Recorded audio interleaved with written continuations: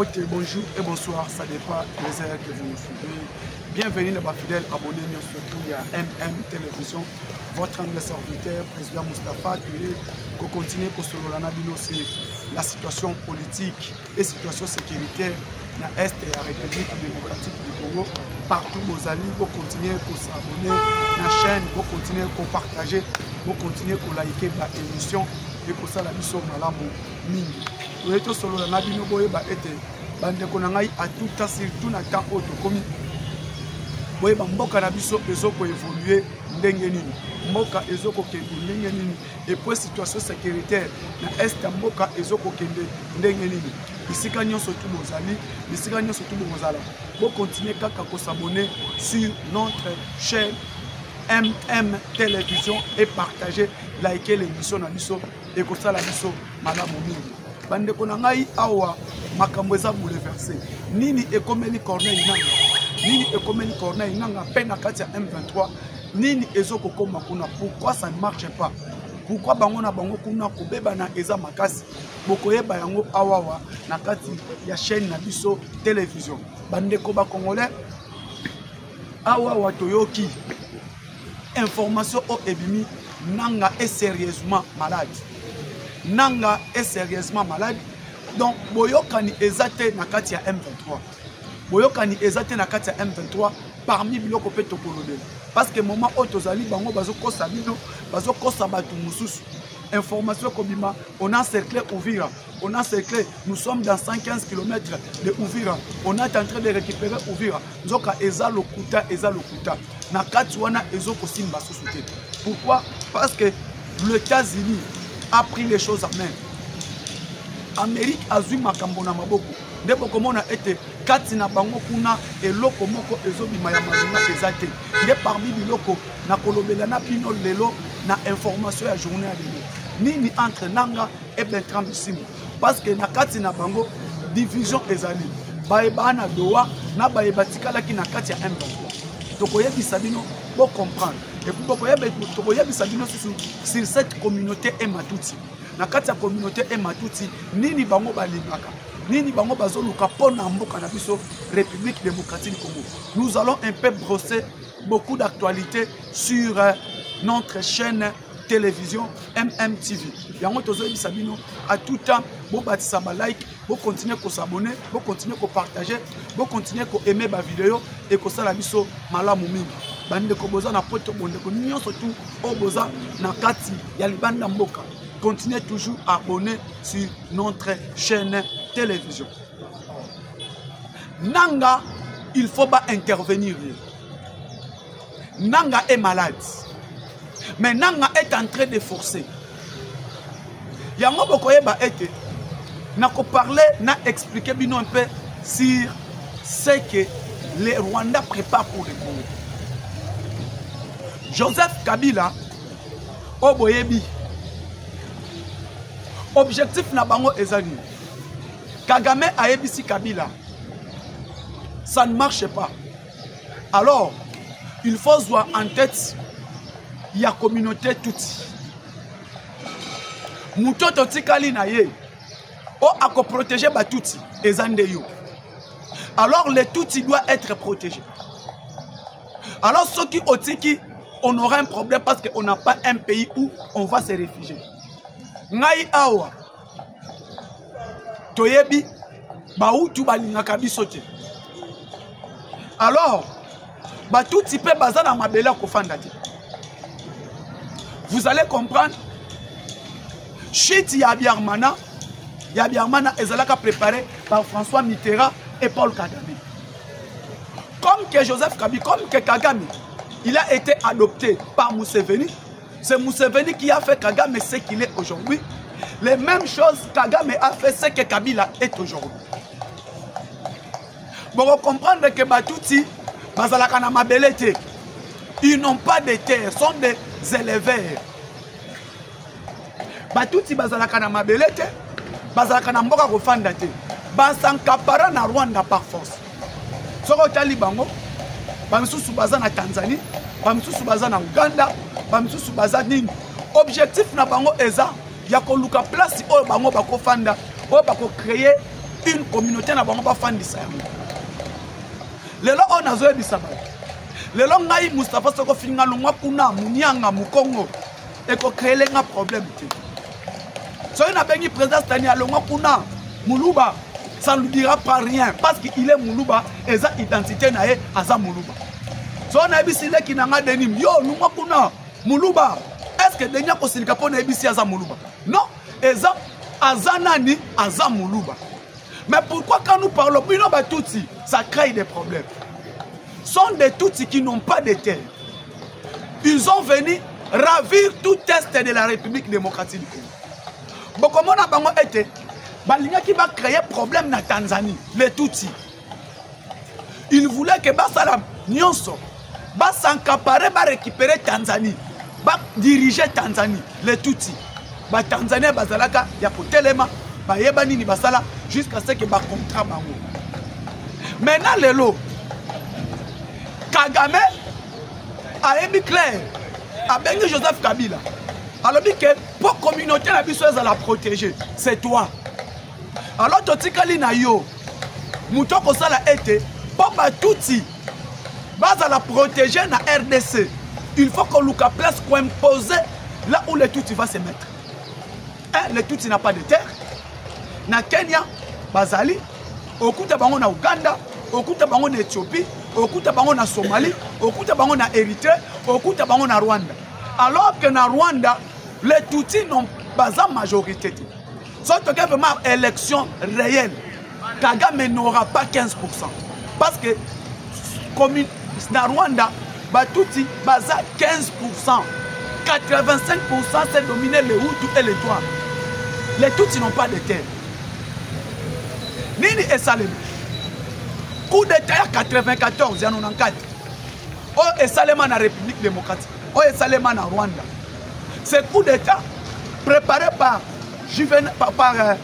Kagame et François Mitterrand babomi basali fort pour être crash ya avion o esalema ko beto babeta avion ya ancien président Juvenal Habyarimana et le président burundais bauta na Tanzanie na Arusha ko signé accord d'Arusha au ezalaka ya paix. S'ils savent, ils ont préparé pour battre cet avion pour que maintenant remene Kagame au pouvoir. Basali Union surtout, ils ont préparé Mouzé Laurent Désiré Kabila. Elle va préparer Mouzé Laurent Désiré Kabila pour remplacer Marshal Mobutu. Alors tu vas préparer Mouzé, c'était Kagame, y compris Yoweri Kaguta Museveni, le président ougandais. Je vous ai parlé des fameux accord de l'Émirat. Accord de l'Émirat, est seulement en 96. Cet accord a été signé na Émirat, na hôtel Émirat na Ouganda. Ouganda, Émirat est en Ouganda. Si vous avez un accord de l'Émirat, la République démocratique du Congo doit respecter cet accord de l'Émirat. Accord de l'Émirat est seulement en Ouganda. Et seulement en Ouganda, Mouzé a accepté cet accord. Il y a coupé ça, tout cet espace-là, cet espace de l'Est de la République démocratique du Congo, en commençant par l'Ituri, le Nord Kivu, le Sud Kivu, le Maniema et une partie de la province de Tchop. À l'époque, on a la province orientale. Une partie de cette province orientale. Et espace où on a des espaces et cohabiter cette communauté qu'on appelle les Tutsis. Tutsi. Moti lelo. Tambola kana esprit, il y a cet accord de l'Émirat. Maintenant, si koyo, Mouzé Aye va préparer. Parce que Joseph Kabila va consabinoter. Joseph Kabila est Tutsi. Joseph Kabila azalaka Tutsi. Mais comment on a et Salemi. Baye, Mouzé Ayana Baruberwa. Mouzé Ayana Remo Chibanda. Mouzé Ayana Alexis Tambwe Mwamba. Mouzé Ayana Bazaïdi Ngoma. Mouzé Ayana na James Kabarebe. Mouzé Ayana ba Moïse Nyarugabu. Mouzé Ayana ba tout. Ba Alexis Gisaro, tout. Sont des gens qui ont venu avec Mouzé Laurent Désiré Kabila. Objectif na bango ezanini. Pour na koluka espace o cohabiter Batouti. Ça n'a pas tenu 2000 ans. 99 2000. et simbite batumbi ba Rwandais o eleka na njili ba bengana bango boko comprendre Tambwe Mwamba Alexis Tambwe Mwamba Tambwe Mwamba Raymond Chibanda sont des gens au bazonga wapi bazonga Rwanda bazonga ils ont allé maintenant préparer un mouvement au Bagana ont préparé contre la République démocratique du Congo. C'est un mouvement qu'on appelle le RCD Goma. RCD Goma, et Moutazala qui chef nango, c'est Azarias Rouberwa, qui est le chef de la parti RCD Goma, parce que le lot est comme un parti politico-paramilitaire, le RCD Goma. Babani rébellion ya RCD Goma, bomona ba général Tango Fort, ba général Ebele, ba se retrouver dans la RCD, papa va récupérer Esténion surtout. Bakei na masolo dialogue ya Sun City wana place otokena koyokana à partir ya lelo na République démocratique du Congo pouvoir kozwa maso par les voies des armes alors aux élections ndepokenda to sala 1+4 le 1+4 vous allez comprendre Joseph Kabila a sala alliance na RCD basangani tout consort là boyebi niveau ekenda mais siko lelo mes frères congolais alors qu'il faut éveiller bino pour comprendre. Joseph Kabila pour le moment, il cherche à tout prix, il défend l'intérêt de tous. Joseph a besoin de défendre l'intérêt de Batouti. Intérêt de Batouti, comment il faut protéger les Tutsis. Parce que Kagame a ébissé. Moment où il y a Rwanda, on a commis Aïe. Alors petit à petit, Kalamingite n'a pas de pouvoir dans Rwanda. Batouti bako kende wapi. Batouti bako se retrouver wapi. Nebo komona les mêmes choses qu'on dit les mêmes effets. Et lorsqu'on musée Ayela, c'est les mêmes choses que Kabila prépare. Basali ndengeni. Il faut un Congolais du sang. Toko cha liboso, oyo toko manipuler. Ngana ko bomba manasima na ye. Basali nini? Ba préparer kaka Corneille Nanga. Baka Nanga est congolais. Bako sabatute. Ba ebisote kenini. Nanga c'est un Congolais de papa et de maman. Il est de Haut-Touélé. Bazui Nanga. Ba préparer. Nanga zwa leadership. Ozala liboso. Yondo kokumbela masolo. Tant que comme à un certain temps, ngai na récupérer bord Nanga. Ngai na récupérer bord Nanga. Mais na choka liboso kumbela na masolo. Et Nanga azui bon bazoya Nanga Bertrand Bisimwa Makenga. C'est quoi la minute choyo nini ezoleka entre Bertrand Bisimwa Makenga et Corneille Nanga est malade.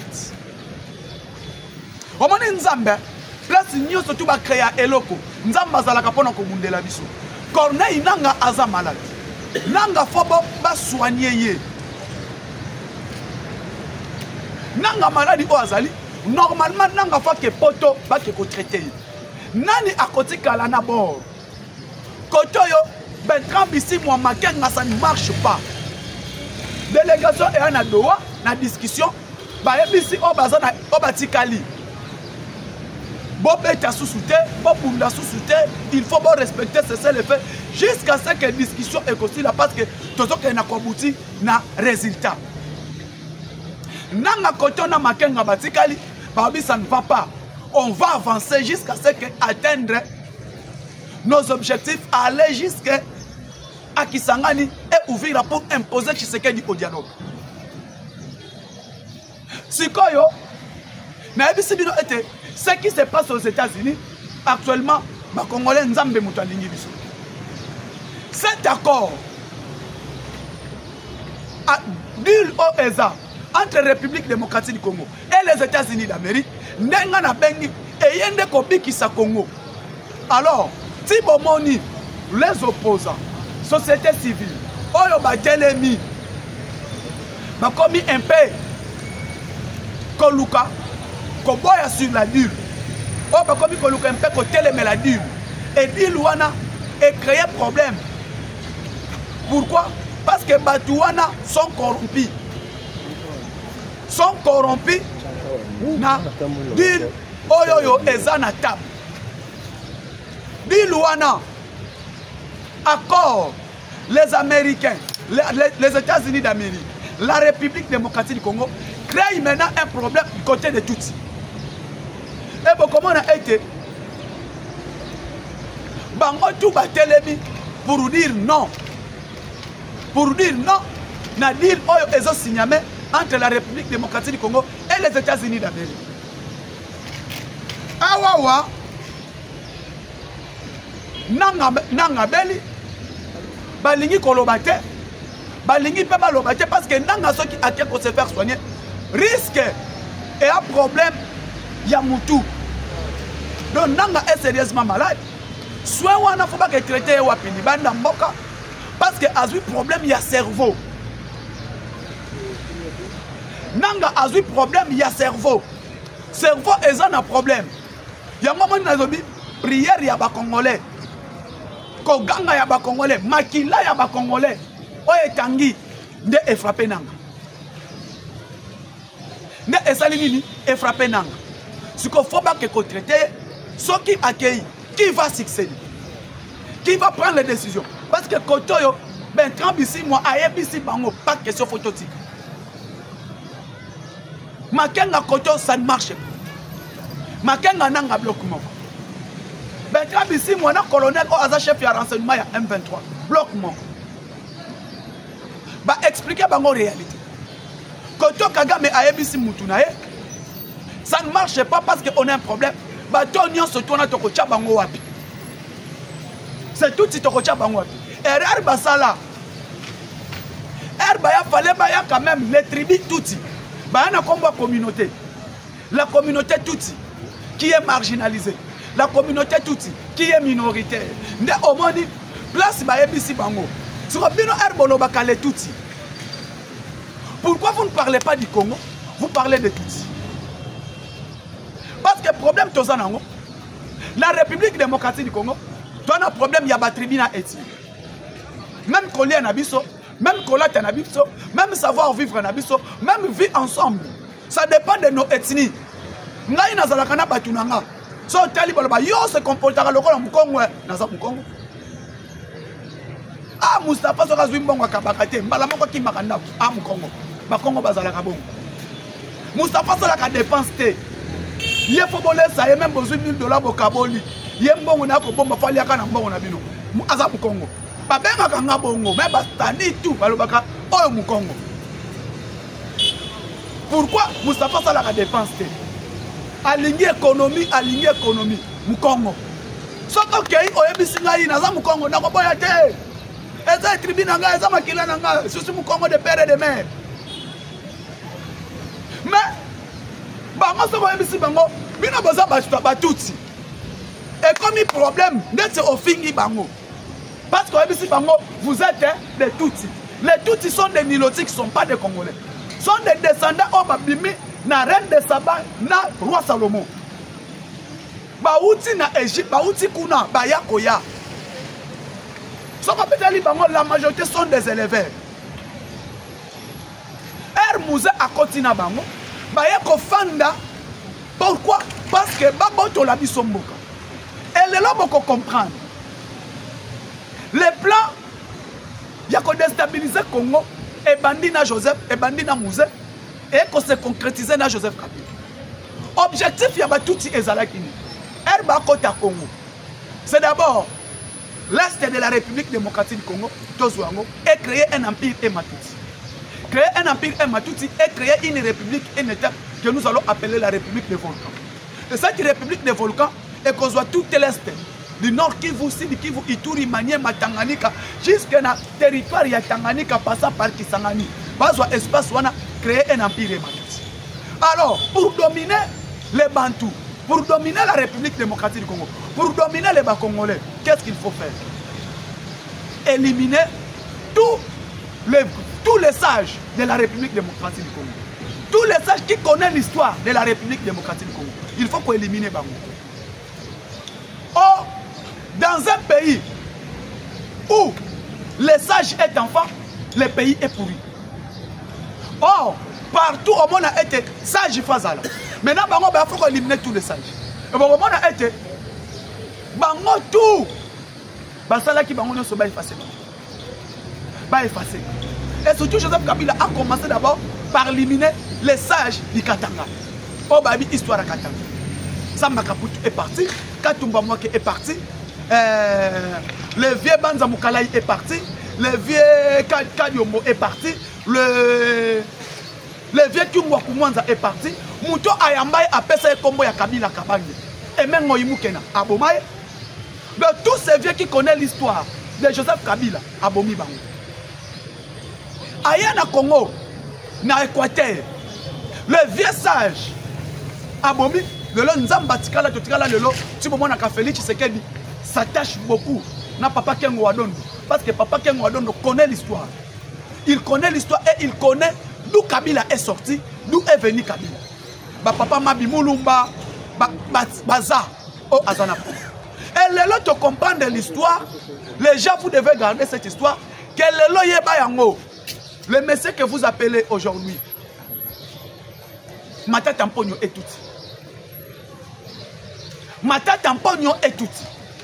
Il paraît, même celui qui est au Sénat aujourd'hui, ça devient problème. Il paraît, celui qui est au Sénat, Sobotali a protégé Nani, Mata Tampogno. Ici est clair. La date des discussions Salemi. Les Kataniers, les notables Kataniers qui sont manipulés. Basali déclaration pour protéger Mata Tampogno et pour protéger Joseph Kabila. Ça m'a le compte de Okol Longola, immunité et pas Kabila. Nous les notables du Katanga. Là on parle de la République démocratique du Congo, mais elle parle des notables du Katanga. Il y a un moni. Bande Konanga Iba Congolais. Pour que le lot Tshisekedi a sali rachat à Congo. Tshisekedi a sali le Congo soute a récupérer des Congo. A porter la Congo et c'est que Congo bazwa ki biso yango. Donc total ana nous te o embouteillage, total ana ni te to bunda bitumba pour récupérer des Congo na maboko papa. Parce que Kagame a lobby clair. Soit par coup d'état pour faire partie Tshisekedi, soit il faut faire tout pour partir Tshisekedi et récupérer les Tutsis rentre au pouvoir. Nidi Aliboso. Bon, mon Tutsi Herbaye, Joseph Kabila a détruit l'éducation à Congolais. Système éducatif est couffé. Système éducatif est couffé pour Obama Bango. Pendant que Bango bazui banana Bango, bazui banias na Bango, batini Bango bageno tanga en États-Unis. Paketanga na bapoto, na bipilapuni. Il amène la pauvreté. Azui abomi éducation. Banana Bango tout. Batanga na Congo, na États-Unis. Bazwa ba combo ya ba Congolais. Non, mani bato Trump a lobby azo benga na États-Unis, il va refouler les Congolais. Sont des Tutsis. Que ba prépara ba tinda ba kena kotanga na poto. Ba ngone bazo banaki ba koya ba diriger administration. Regardez un peu. Dans tous les territoires, le sage est parti. Dans tous les territoires, le sage est parti. Ce qu'on ne pas na biso, parce que moi je suis d'Indemba. Notre chef du village, Aboma, Abomi, oui, je suis d'Indemba. Village Moukwa. Chef du village, Abomi, accueilli, ma grand chef coutumier tout. Bakamwana Sab, Bakoufi, ma grand chef coutumier tout, il y a Est de la République, Aéli Babomi, ma grand chef coutumier tout, il y a Congo central, ma vieux qui sombe, tout qui connaît l'histoire, il y a Congo, Bakoufi. Et Tikali, na Est, Babomi, Bango tout. Pourquoi? L'histoire est bunga. Histoire à Congo, une vraie histoire de la République démocratique du Congo est bunga. Maintenant, qu'est-ce que nous allons? Nous allons maintenant régner, nous allons dominer, nous allons mener nos comportements tout. Et le système éducatif congolais est couffé. Vie, l'entreprise union sur Congo est couffé. Abomi, n'a expliqué bien comment Kabila a réussi. Yakoboma Congo. Kabila a réussi na Koboma Congo, province par province. Bande Kolanga balanda kanga na yebi sakabino. Kabila est venu à Tali. Lever à développement à Katangezani. Parce que si le long les gens qui s'appellent nous sommes des Katangais. Mais celui qui a détruit Katanga, c'est Joseph Kabila. Naebi Sibino a une histoire. Comment Kabila Bomi va vivre tout en an? Samba Katumba moi qui était à Babomele dans la cité de l'Union africaine. Bake bache na avion bake na.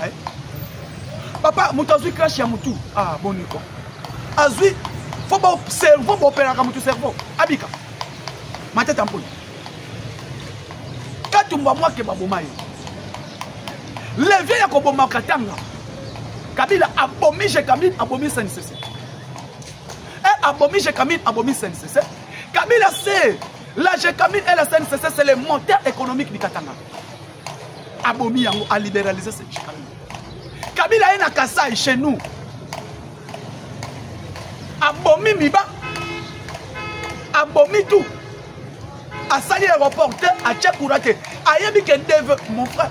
Papa bande konanga balanda ngai et en province mon côté au batrasa pas ba Belgique le Kasaï central.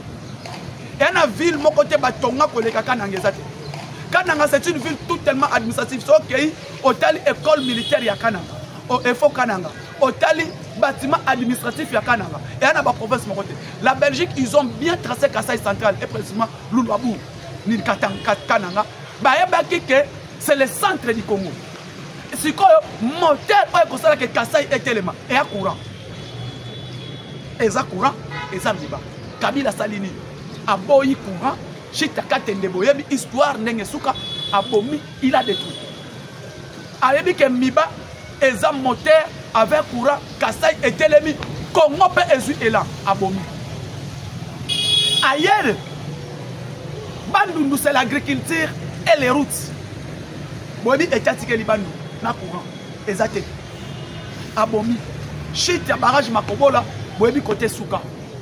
Et aujourd'hui, il faut pas mettre la Félix Tshisekedi maboko na bandu parce que j'y ai courant et opela na Kikwiti et pela na Bulungu et pela na Idiofa et pela na Kenge c'est Tshisekedi parce que barrage ya Makobola est sili bacha na courant uniquement ya ndako et pela na Kikwiti et pela na Bandundu et pela na Bulungu et pela na Idiofa c'est Tshisekedi aya banzela tout à salité aya na ba Congo pour moi il y a développement ya ba Congo boyebi ke ba Congo c'est déjà province qui déjà industrialisation. On vous parle de PLZ, on vous parle de sucrerie de Kouloumongo, on vous parle de Sinat, on vous parle de cimenterie de Lukala, on vous parle de port, le port Yamatadi, on vous parle de PLZ, société ya Mafuta Mbila, ya Mayombe, tout. Kabila Salini, Abomi. Avec le développement, il n'y a pas Congo, c'est l'ONATRA. ONATRA, on est dans 17 provinces. Bon, qui était là, État Kabila Tikela ONATRA. Joseph Kabila a coûté ONATRA, n'a combien de bateaux? Kabila Kouti Onatra na combien de bateaux? Kabila Kouti Onatra na 28. Joseph Moussa a dit qu'on a 28 bateaux. Mobutu Tozo Kita, Azotika pouvoir, Azokima, a dit qu'on a avec 35 bateaux. Bango Bayena Afdel, c'est 35 bateaux. Babomi 7, et Tigali 28. Joseph Kabila Kouti Onatra na 28 bateaux. Avec 7 têtes à train. Toi qui n'a train scolaire, toi qui n'a train de marchandises, toi qui n'a tout. Bien bisanga ba locomotive Kewap. Joseph Kabila Kouti SNCC, Agogo, Jekamine, ils ont fonctionné. Budget ya Congo, et où tu as Jekamine, Miba, SNCC, Onatra. Ba pesa 70% ya budget, ya Mboka. Après Koboma yango abomi éducation, yango nazo bisabino.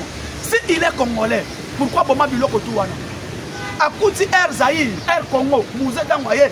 Air Zaïre est comme Air Congo. Bakouti avec 14 avions. 14 avions. Oh, bino bo peta tolo Kabila Zonga. Atikali bino combien d'avions? Atiki Akouti Congo a 14 avions Air Zaïre. Air Congo. 14 avions, on a avec 32 bateaux. Tozaki na bateau Kasaï, ce qui est côté marchandise et tonni. Tozaki ya pas Congo, ce qui est côté Kolia à Kinshasa, Kolia à Gogo. Babomi Onatra, Tozaki na train de marchandises. Et Kolongo la remorque banda matin du Tigre central. Pasali Ndengani, Babomi Onatra, Pasali Kabila, Aris Djatali, na Bendia na Bango, Basali, ba remplacer on a mis tout kana Bango et comme ba remorque. Le lot de la bambouteillage na ville à Kinshasa. Qu'est-ce que les gens peuvent parler de Kabila? Est-ce qu'aujourd'hui, Naï Moustapha n'a pas le solo Joseph Kabila? Wana koboma ya Congo central. Aya siko koboma est ndengeni ba papa ba maman. Bande kobola ndanga ngai na chaîne na biso. Bo s'abonner bo matisa bo tapoter miso. Koboma Est, aye Koboma en insécurité. Il amène l'insécurité parce que l'Est, les Nandé, les peuples Nandé, les peuples Bembe, les peuples Lendutu sont des commerçants. Alors, c'est là qu'il y a trafic dans le commerce. Alors, commerce, n'est qu'on permettre Est parce que Est est la majorité. Parce que dans le Bakango, Moussoaïli n'existe pas au Congo. Il n'y a pas un tribu qu'on appelle les Bassoaïliphones en RDC. Il n'y a pas un tribu qu'on appelle les Bassoaïliphones. La Kisanga Bazawati. Le Bako est histoire à Congo. Ce qu'il y a à Est, langue Swahili et outil, Basangi si des langues. Il y a langue à Tanzanie et qui est arabe. N'est-ce Swahili.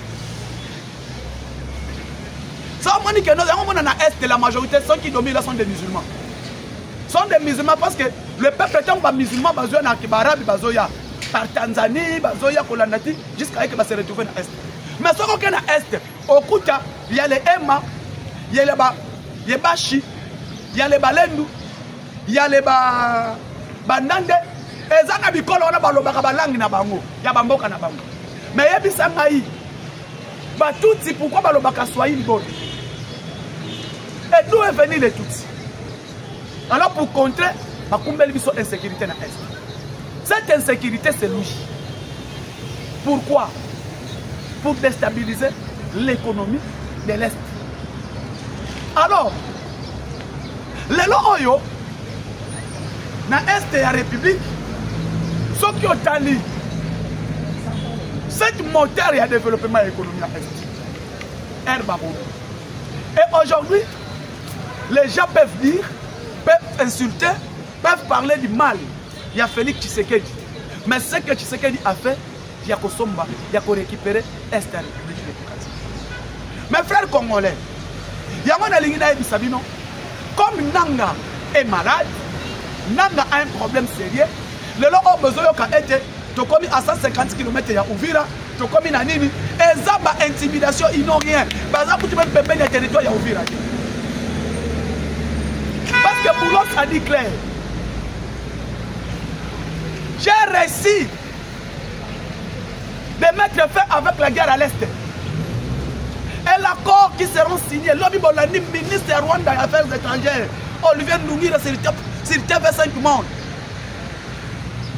Fait la guerre entre RDC et Rwanda, il n'a pas dit le M23. L'Amérique a prendre disposition à cause de sa guerre entre la République démocratique du Congo et le Rwanda. Alors, l'accord, on va se retrouver dans mi-mai. Le ministre des Affaires étrangères de la République démocratique du Congo qui va conduire les délégations congolaises. Et moi, je vais conduire les délégations du Rwanda pour finaliser cet accord. Alors, mi-juin ou début juillet, les trois présidents vont se représenter. Ah, c'est Olivier Ndoungire, le ministre des Affaires étrangères du Rwanda. Mi-juin ou début juillet, le président de la République démocratique du Congo, le président du Rwanda, le président de SADC, qu'on appelle le président de SADC, le président de EAC, au Kenya, Bakozala, avec le représentant, chaque président sera avec un témoin. Nani, le représentant Union africaine, au Atindi, na accord Wana, le président Fort Yassimbe, le président angolais, le président égyptien, le président sud-africain, à cause de la côté de la République démocratique du Congo. Les témoins de la RDC, le président a fait le choix, le président du Burundi, le président d'Afrique du Sud, le président d'Égypte, à cause de la côté de la République démocratique du Congo. Du côté Rwanda, Ouganda, Aponitu, la SADC est représentée par le président zimbabwéen et EAC par le président Yanini, par le président Kenya. Ils vont maintenant lire et finaliser l'accord. Maintenant, cet accord, après cela, il y aura la paix durable dans l'Est. Olivier Ndoungira lobi, Bokoyoka Kasuni Kamboya guerre. Donc il accepte, il affirme que la guerre de l'Est, c'est les intérêts du Rwanda.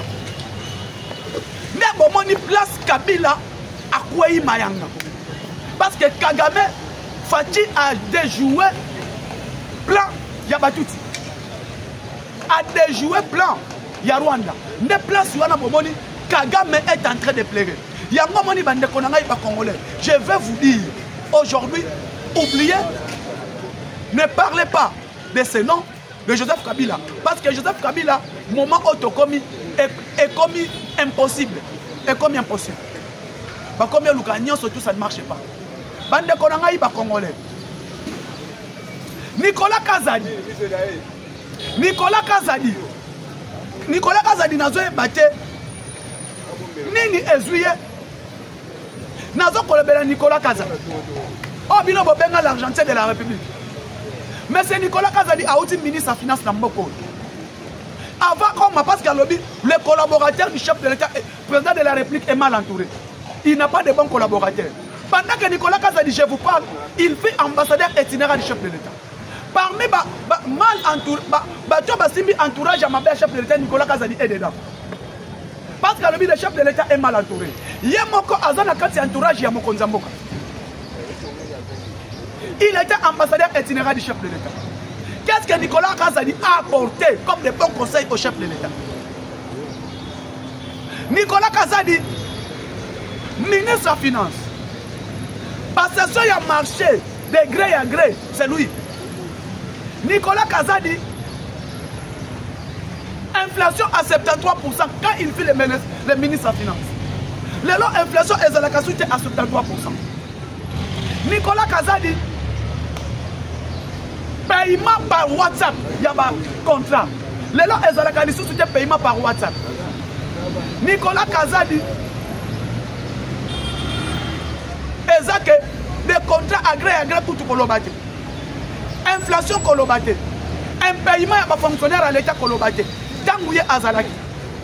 Yebisabiso, mais c'est Nicolas Kazadi. Yo oye, ministre des Finances. Olobi ete bokabola kambongo. Avant de réaliser le projet, besoin d'un bon bokaboli. Donc, oye koyeb sabiso ba cop obino banaki kosala. Lelo bande konanga ba congolais, on nazo koyebi sabino, nazo ko affirmer bino. Baye bayango, c'est fini. Mutu nyoso zo ko bundisa mokonzi mboka. Bitumba o bazo ko bunda, ba kolonga yango te. Donc soutenir mokonzi mboka. Et là on tozolo ba ete président a renouvelé confiance na ye et pas ya monsieur le a renouvelé confiance et pas à Doudou Fwamba. A renouvelé confiance de Doudou Fwamba. Pourquoi? Par rapport à la stabilité dans Moussala au Assali. Dans le gouvernement de l'Union nationale, le président a renouvelé confiance et pas à Doudou Fwamba. Et puis, dans le Nicolas, par rapport à Nicolas Kazadi. L'inspecteur général chef de service, chez la Ligue, n'a pas besoin de comme premier ministre. On a besoin même pas pour la ministre des Finances. Azan a besoin d'Azalaka comme haut fonctionnaire de la République démocratique du Congo. Moussou Ezanini.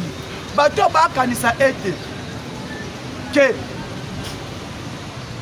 ministre Nabiso ya finance à Ropoya bolongo lelo kwana parce que le président Félix a confiance à lui pour Mamakas par rapport à son travail et par rapport à Moussala O Assali en tant que notre ministre des Finances. Ami Balé, président de la République, a continué pour renouveler confiance de papa Dr Roger Kamba. Dr Roger Kamba, par rapport à Moussala O Assali, il y a Koretonga, pas hôpitaux, pour équiper les hôpitaux, pour réhabiliter les hôpitaux. Roger Kamba, je vois le travail aussi fait par le secrétaire général de la santé publique, le docteur Yuma Ramazani, que nous appelons les clés de la santé publique, la République démocratique du Congo. Merci beaucoup, Namoussala, confiance au PCB Soto Koutani, Mokolo Yalo, ciao, à la prochaine.